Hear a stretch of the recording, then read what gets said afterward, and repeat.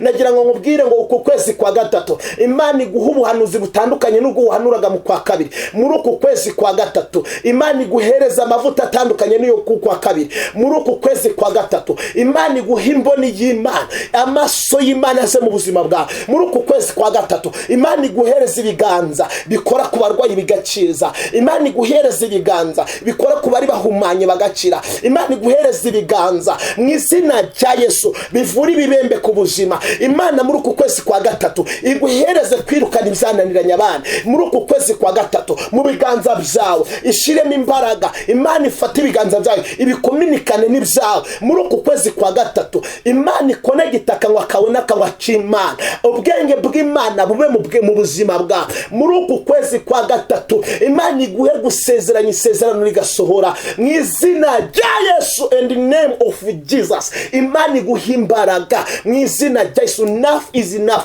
Imana ikora ibikomeye ku buzima bwawe. Muri uku kwezi kwa gatatu Imana iguha amavuta masha, Imana iguha igikundiro, Imana iguhe favor, Imana igusetse, Imana yitamurure bayibone ku buzima bwawe. Imana ize kumanywa ku mugaragaro ikora ibikomeye ku buzima bwawe. Muri uku kwezi kwa gatatu Imana ize kwica gisasiro cy'uburwayi mazemo igihe wowe uri kunyumvura mu bitaro, wowe ngurikiye umugabo yarananiye. Imana igarura ibyishimo aho witwaga akagore uhindurirwe mama w'abantu uhinduka umugore mu izina rya Yesu. Aho witwaga akagabo uhinduka umugabo, aho wiswe umwesikoro witwa umuhanuzi, aho bavuze ko ntacyo uzimarira Imana igusiga amavuta. Muri uku kwezi kwa gatatu rarababastondererebo harababo shete yababo siyabando.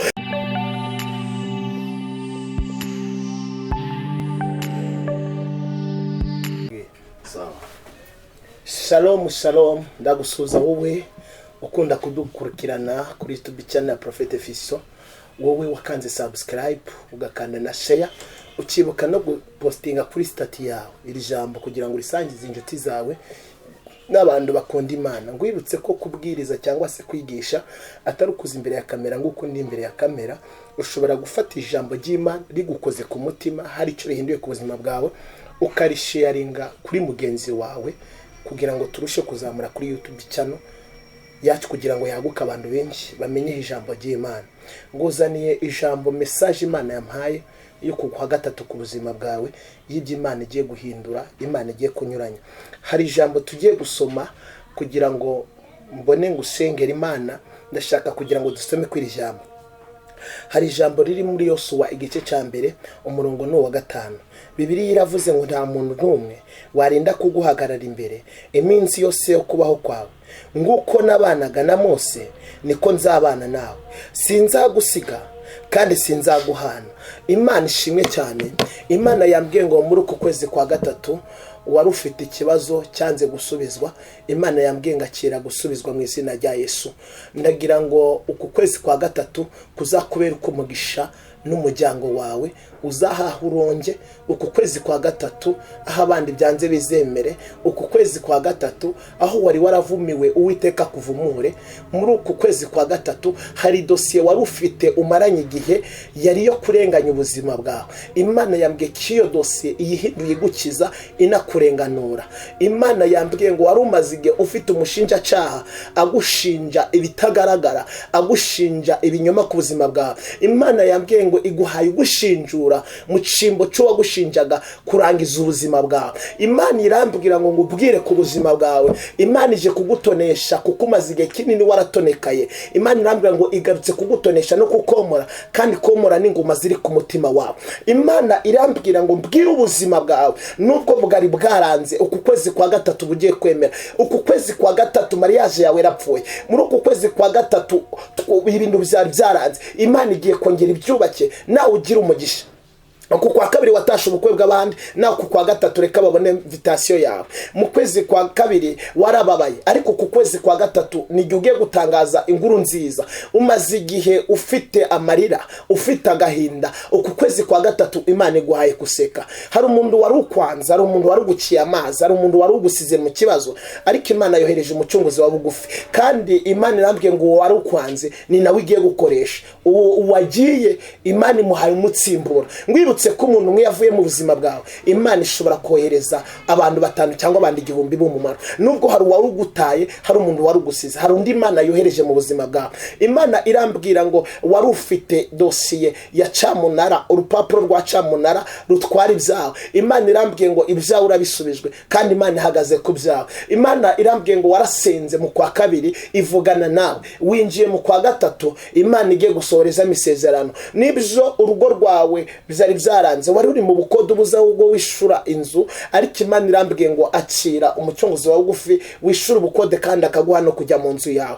Imana irambwira ngo wari warabuze ibyangombwa byari byaranze, warubabajwe nuko abandi byemeye kuko mwaplikiye rimwe, musabira akazi rimwe, bo barakabona wowe ndi wakabona. Imana yambwiye ngo nawe igihe cyo kwinjira mu kazi kawe nawe cyageze, kandi birashoboka ko wowe yakwinjiza mu kazi ukora ibiruti by'abagiye mu mbere. Birashoboka ko byahinduka bakoresha mu cimbo cyo bari kuzajyamo bakagukoresha. Ntabwo Imana ije yemera gutabara umuntu wayo mbere ngo nyuma yongera hamarira. Ntabwo Imana ibikora. Imana irabanza ikakureka ugaca mu bikomeye, aho kikazagutabara igutabaye. Muri iyi rero ngo nundabara uzandabara undabaye, ntukanzubize mu mibabaro yanjye. Ayongera akanda aravuga ngo uzabungiriye neza.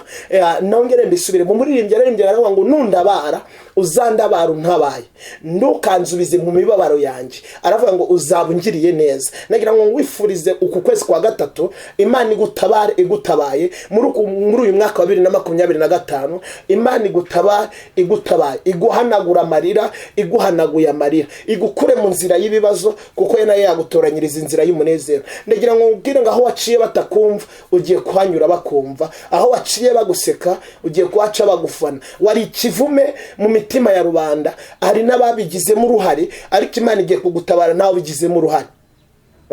Imana igiye kukuvuganira mama, Imana igiye kukuvuganira, igiye kunogosya niyo ngwa Imana isezere ku buzima bwawe. Nagira ngo ubwire ngo ndiwongere kwibariza, Imana igiye kukubariza. Wibariza nabi, sabye akazi ukisabira nabi, Imana ibigiyemo mu izina rya Yesu. Ongera wowe ikintu wemerewe, ongera nona, ongera nzubiremo, ongera usaba akazi, ongera wandike yoretere, ongera ubaze. Imana ambwira ngo irakwemereye umuryango wose urashaka gukoreramo, Imana irakwemerera gukoreramo. Nagira ngo ubwire ngo shora aya mafaranga, arufite ubwo bwo kuyashora ngarahomba. Oya, Imana ifunguye inzira ku buzima bwawe, Imana ifunguye vision, ifunguye umugisha mu izina rya Yesu. Hari imyuka mibi baterezaga ku rubyaro rwawe bakajya kwiga ariko bikananirana. Uku kwezi kwa 3 Imana ambwira ngo hari imyuka mibi kuye ku buzima bw'abana bawe. Nibyo umugabo yari umusinzi, nibyo umugore yari nibyo ndaguza kwari kurima, urugo rwari rwarinjiriwe n'abadayimoni. Imana ambwiye ngo iyo myuka mibi yinjiye mu rugo rwawe niko igiye gusohoka nonaha, nikigiye gusohoka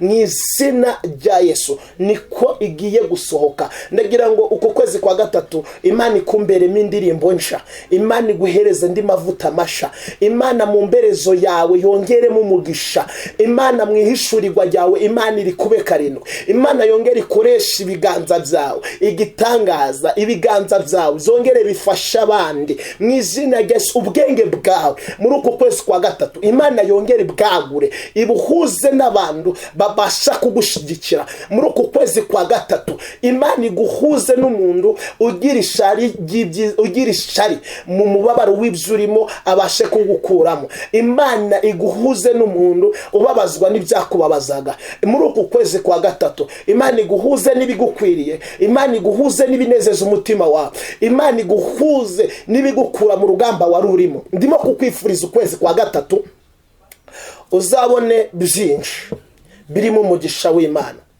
Muri uku kwezi kwa 3 izaguha umugisha gutarima amarira, izaguha umugisha gutari ubwo kurenzaho, izaguha umugisha uvuye ku mutima w'Imana. Muri uku kwezi kwa 3 Imana iguhuze n'umuntu ugukunda by'ukuri, Imana iguhuze n'umuntu ugukunda by'ukuri, Imana iguhuze n'injuti ikuvuganira aho utari. Muri uku kwezi kwa 3 Imana iguhereza umuntu ukureberera ibyo utabashaga kureba. Muri uku kwezi kwa 3 Imana ihindura amateka ku buzima bwawe, bimenyekane ko ari Imana.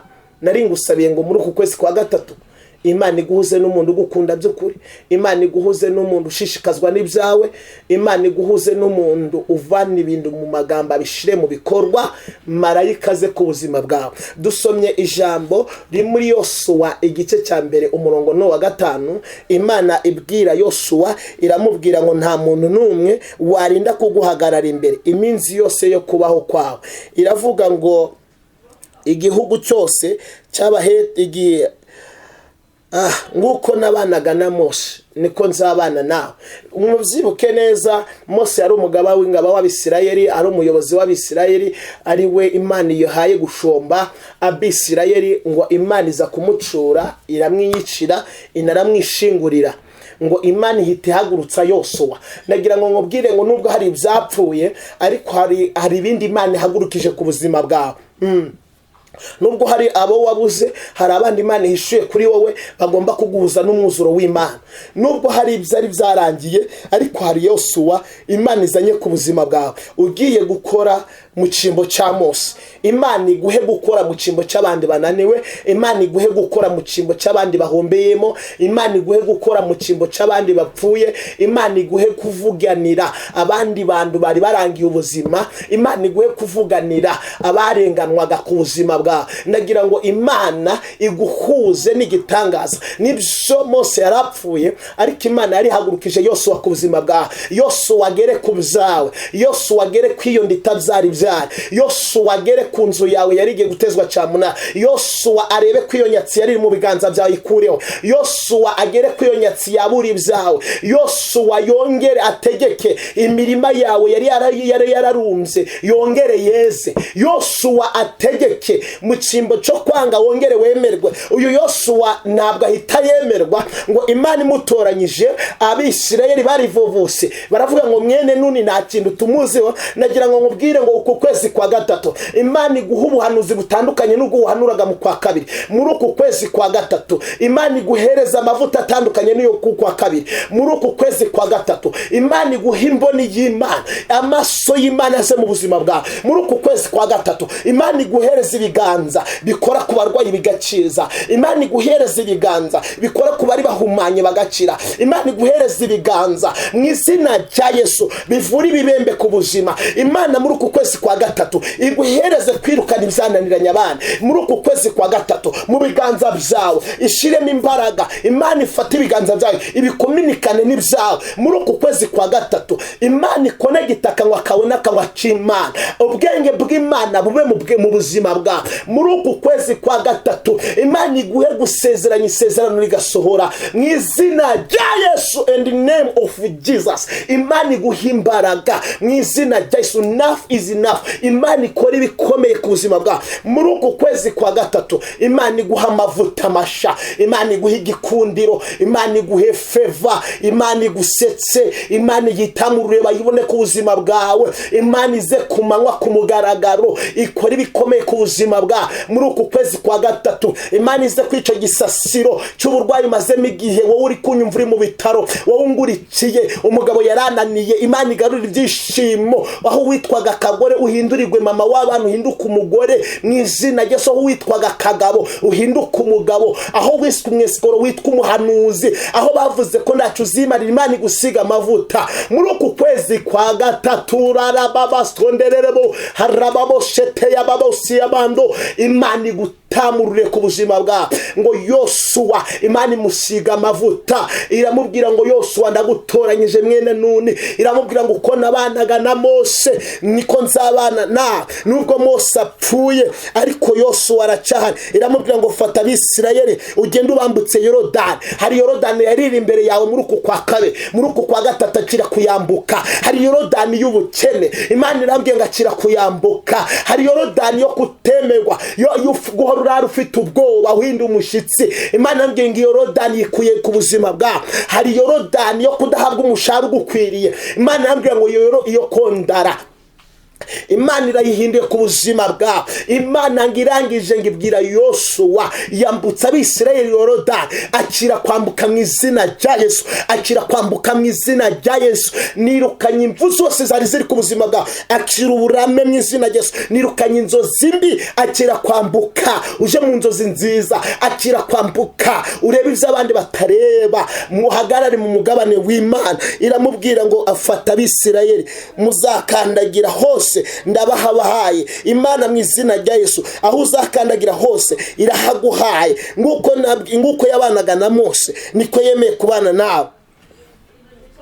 Nguko Imana yabwiye Mose iramubwira nzakugeza muri Kanani. Imana bariki kugeza muri Kanani y'ibyishimo, Imana ikugeze muri Kanani y'amahoro. Iramubwira ngo uhereye mu butayu no kuri uriya musozi wa Labanone ukageza ku ruzi runini rwitwa Efurati, igihugu cyose cy'Abaheti, no kugeza ku nyanja nini y'uburengerazuba, nirwo rugabano rwanyu. Nda muntu n'umwe warinda kuguhagarara imbere. Imana ikure abari baguhagaze imbere bose, Imana ikwinjiza muri gakondo. Imana iguha umugisha. Iravuze ngo nta muntu n'umwe urongera kuguhagarara imbere. Imana iguhaye ubudahangarwa, Imana iguhaye umugisha, Imana iguhaye uburame, Imana iguha ubugingo buhoraho. Imana ukubwira ishaka ryo gufasha abandi muri uku kwezi kwa gatatu kongerere mu izina rya Yesu. Uko wafasha amafaranga yawe ugafata abana bari ku muhanda ukabagaburira, Imana izane sitoke y'ibyo kujya mu rugo rwawe. Uko wambitse abatari bambaye, abari Imana ikugwizaho umugisha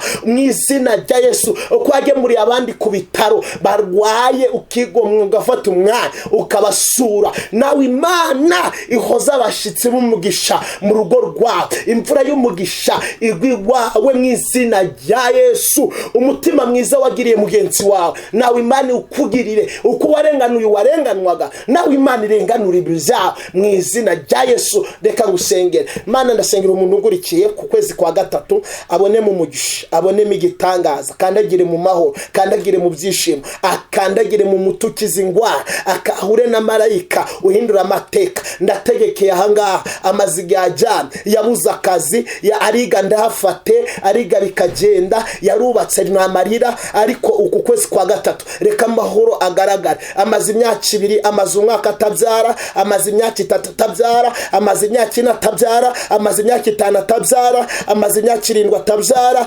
yanabuze imihango. Ndategetse kuri iyi tariki muri uku kwezi kwa gatatu yakira umwana, yakire gutwita mu izina rya Yesu, yakire gusama mu izina rya Yesu, yakire gukikira nga Aburahamu, yakire gukikira nga Zakariya na Elizabeth, yakire gukikira Peni na Sekwa, bana ba Peni na Toya. Ibyahana tuzabijya azi imbere yawe arasenga. Ikindi gihe ngiki yara akikiye umwana, ndategetse nabyara heke, ndategetse mu izina rya Yesu nabone diplome, ndategetse nabone akazi, ndategetse nabone urugo rw'umugisha. Muri byose ndagushimye kubikore kwibasha mu izina rya Yesu. Amen.